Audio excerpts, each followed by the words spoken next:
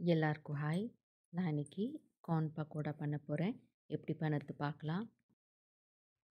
ஒரு கப் அளவுக்கு கார்ன் எடுத்திருக்கேன்.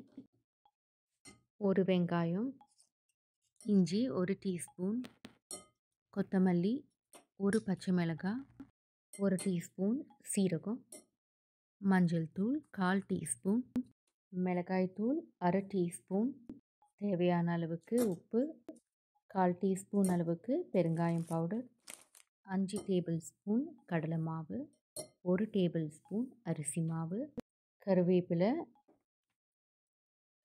இப்போது நம்ம கையால் நல்லா மிக்ஸ் பண்ணி எடுத்துக்கலாம். இன்னும் 1 டேபிள் ஸ்பூன் கடலை மாவு ஆட் பண்ணிக்கிறேன். கொஞ்சம் தண்ணியாக இருந்தால் நீங்கள் அட்ஜஸ்ட் பண்ணிக்கலாம். இப்போது நம்ம மீடியம் ஃப்ளேமில் எண்ணெயில் ஃப்ரை பண்ணி எடுத்துக்கலாம்.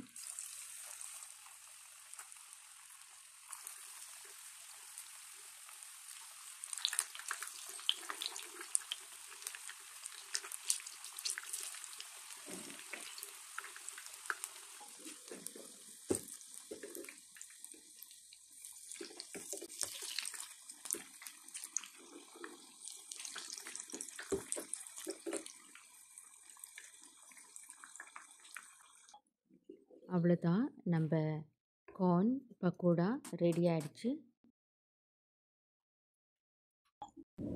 நீங்களும் ட்ரை பண்ணி பாருங்கள்.